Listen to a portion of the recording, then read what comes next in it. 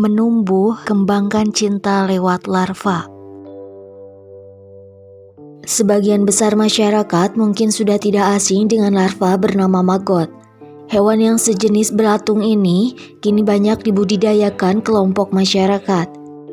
Endi Kuswandi, seorang pria yang konsisten dalam membudidayakan maggot di Tasikmalaya. Sedari duduk di bangku sekolah, Endi memang sudah memiliki hobi memelihara hewan. Dirinya mengaku memiliki spirit tersendiri untuk berkiprah dalam dunia peternakan. Perkenalkan, nama saya Endi Kuswandi. Asal saya dari Kampung Situbulut, Desa Cipondok, Kecamatan Sukaresik, Ciawi, Kabupaten Tasik. Kalau untuk peternakan, khususnya peternakan unggas apa gimana? Kalau unggas memang saya udah keseharian ya ternak di bidang unggas ya, seperti ayam, itik segala macam, sampai jangkrik ya. Cuman yang ada bukan kejanggalan. Jadi banyak kendala, mungkin kendala yang spesifiknya tuh dari pakan. Pakan itu sendiri kita bergantungan ke pakan toko.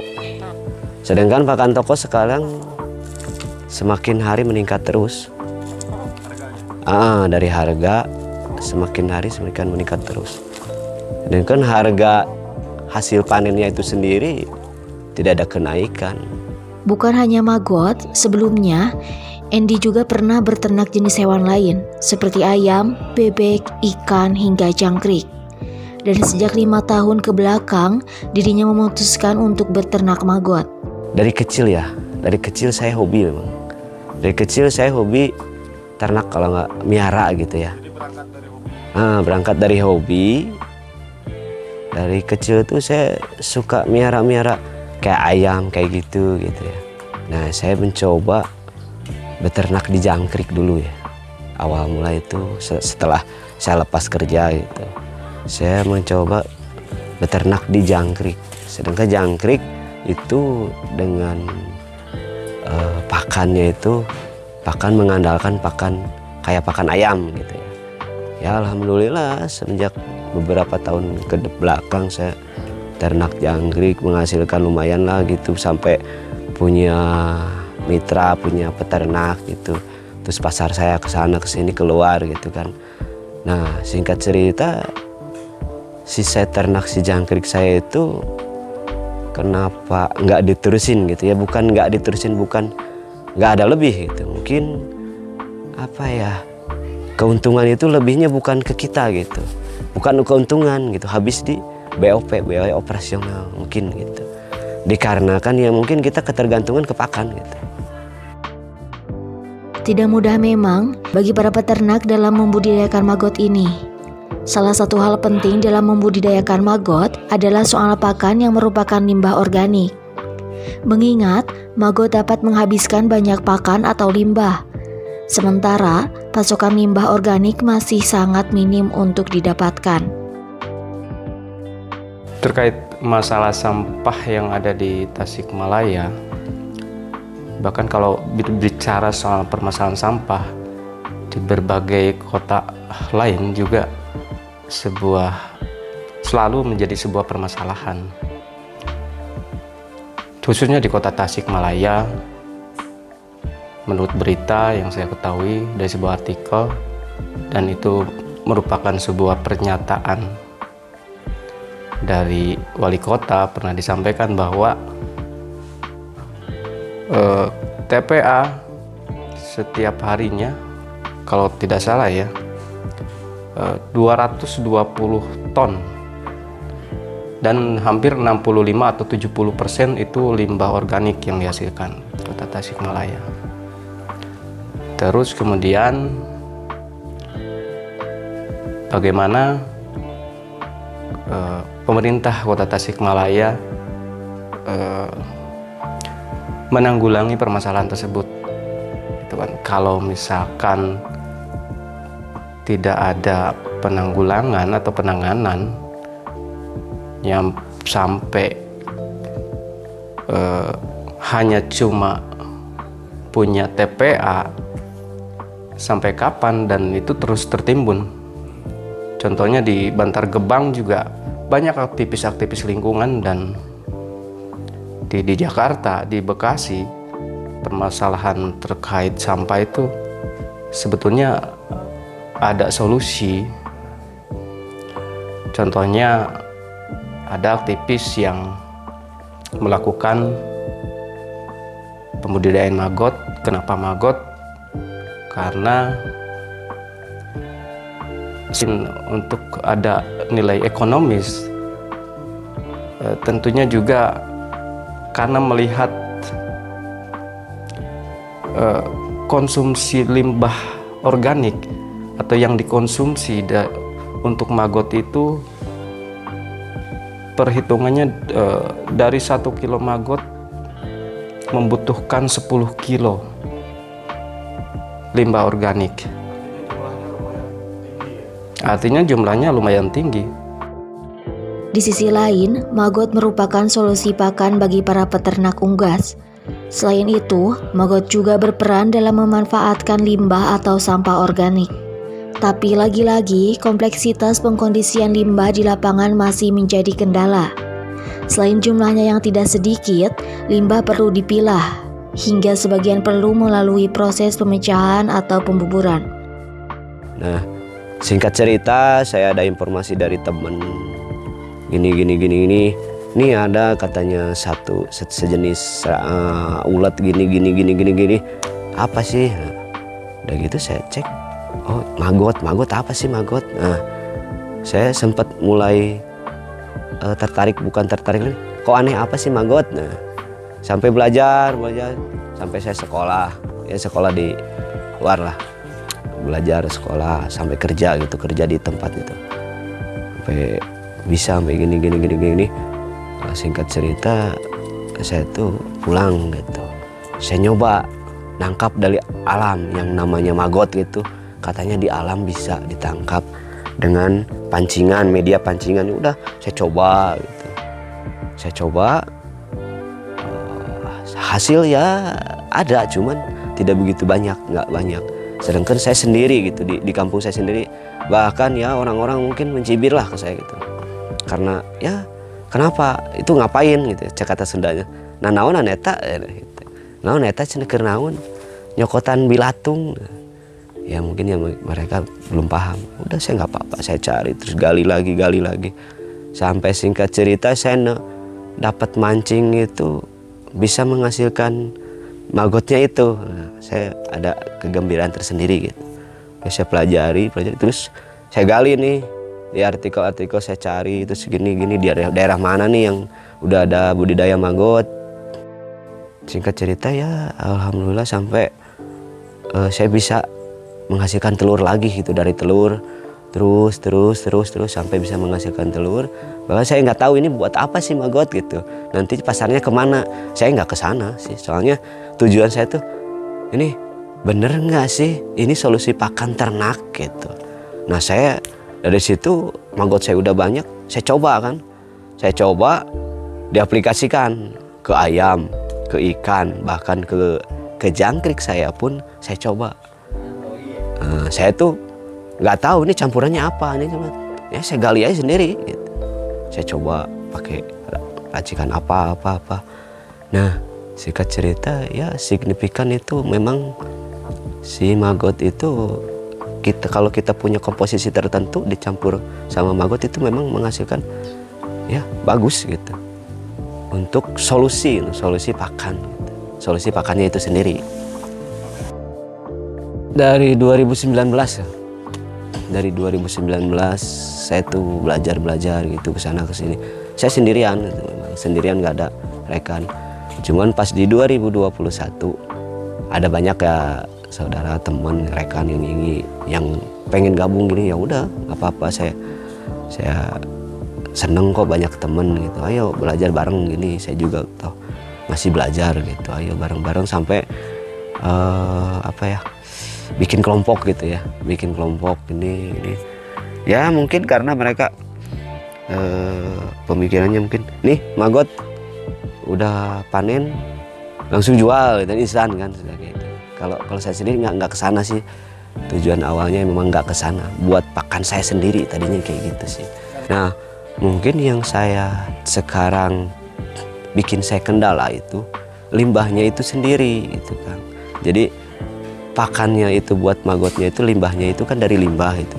Mau limbah resto, mau limbah pasar, mau limbah apapun yang namanya limbah itu, limbah pabrik, limbah apapun itu memang itu pakannya dia gitu. Kalau menurut saya sendiri yang awam gitu ya, menurut saya sendiri gitu.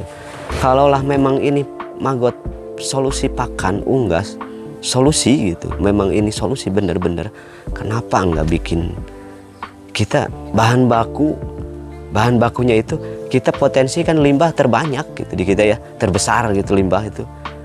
Kenapa enggak kita bikin gitu di kita sendiri, meskipun market katanya marketnya kemana gini-gini, ya kenapa enggak kita bikin market sendiri gitu kan. Ya kita kan toh di kita juga banyak kan peternak, kayak peternak bebek mandiri kecil-kecilan kayak gitu kan, ya, peternak ayam, peternak ikan, itu semua mengandalkan pakan toko kan. Sedangkan si maggot itu sendiri solusi, itu bukan alternatif kan, solusi gitu. Nah, yang saya cita-citakan itu sebanyak mungkin di sini gitu pembudidaya maggot, toh nggak bakalan rugi. Keuntungannya itu si limbahnya itu pun terserap habis semua gitu. Soalnya maggot bukan pemakan gitu, memang pengurai gitu. Terus nggak ada sisi negatifnya apa sih, mungkin jijik doang gitu ya. Kebanyakan sisi positif, sisi kebermanfaatan. Terus kemudian sampai sejauh mana pemerintah Kota Tasikmalaya dari penanggulangan sampah di Kota Tasikmalaya? Pemerintah Kota Tasikmalaya kalau nggak salah tahun 2023 ya, pernah ada program pembudidayaan maggot, mengumpulkan pembudidaya maggot yang ada di Tasikmalaya untuk kerjasama, sehingga peternak maggot itu atau peternak-peternak lain yang membutuhkan limbah organik. Tapi tahun 2023 itu khususnya berbicara soal pembudidayaan maggot ya, pernah melakukan program itu, tapi sampai sejauh mana program itu berhasil. Karena menurut saya keberhasilan atau suatu program itu bukan hanya cuma ada anggaran lantas teknis dikerjakan tanpa berkelanjutan. Ya, bisa seperti itu. Pernah juga di berita saya baca program 2023 itu bekerjasama dengan Kodim kalau nggak salah, difasilitasi oleh Kodim. Nah, terus dari program atau teknis kerja pembudidayaan maggot itu dari pemerintah sampai tidak, karena ada sebuah, banyak kalau saya lihat atau ketemu sama pembudidaya maggot, kadang banyak juga yang belum mengetahui program tersebut kan gitu.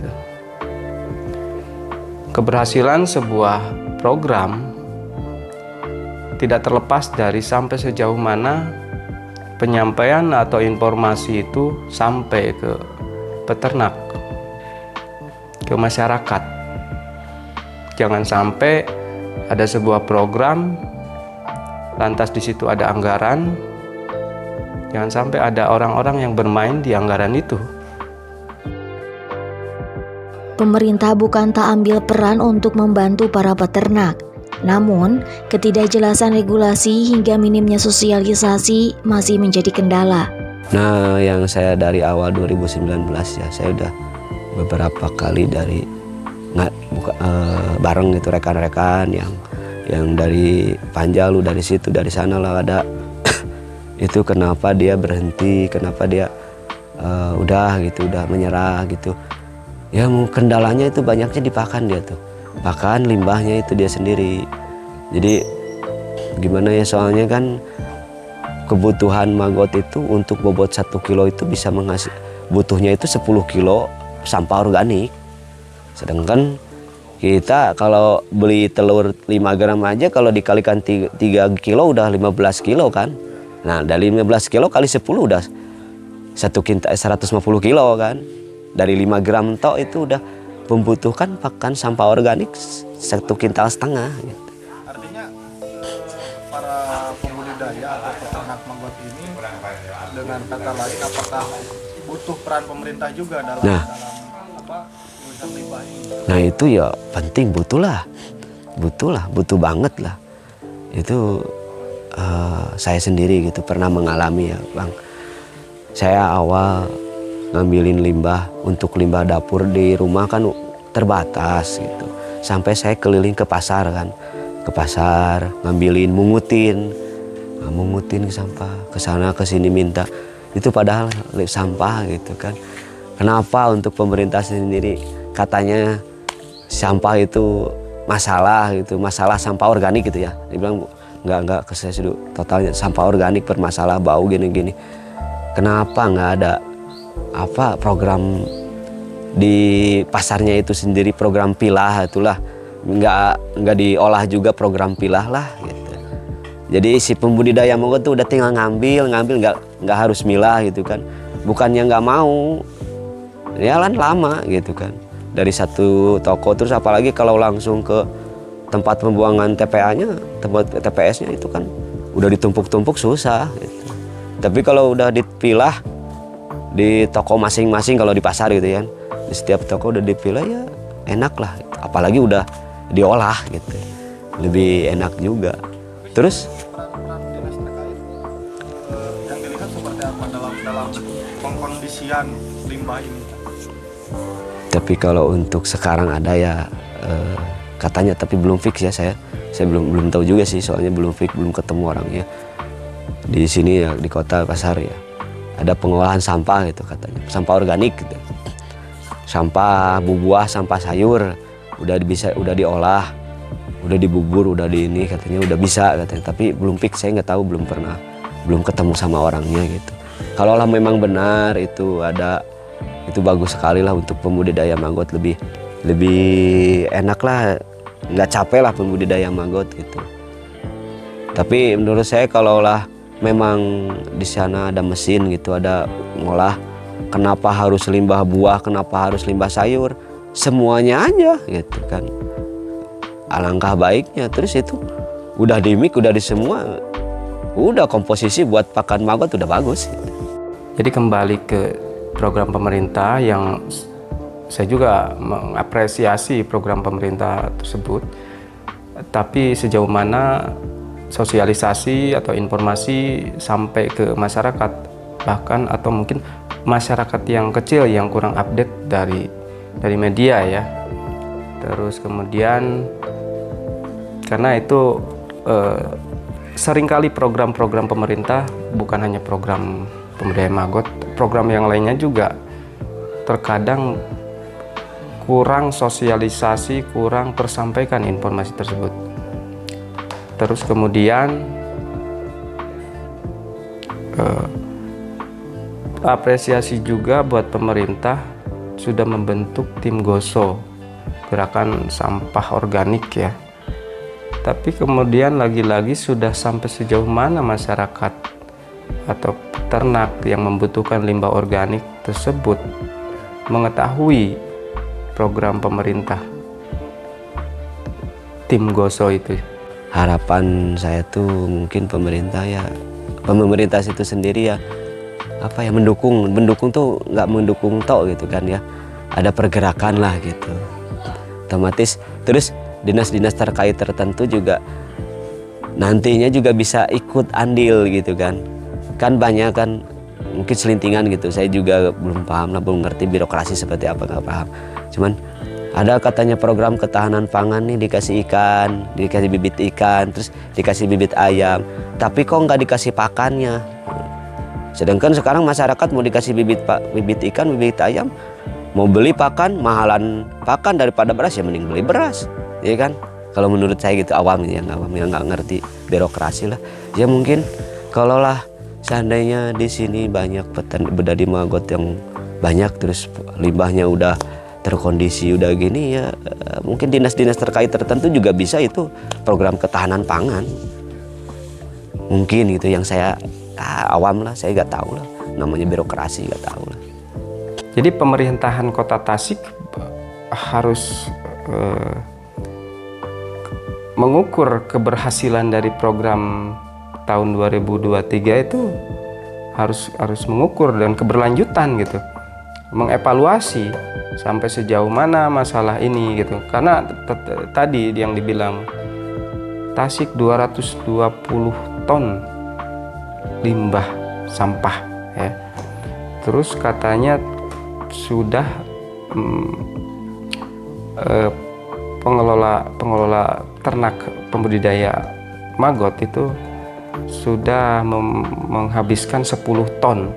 Berarti masih banyak ya limbah sampah yang belum terkondisikan, tertanggulangi sama pemerintah Kota Tasik ya begitu.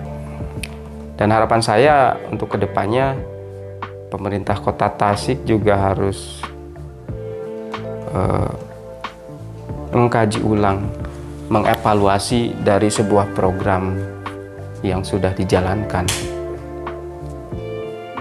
Itu mungkin. Berternak maggot bukan hanya perihal sisi ekonomis yang menjanjikan, tetapi juga merealisasikan cinta pada lingkungan, pada kondisi hari esok untuk menjadi lebih baik.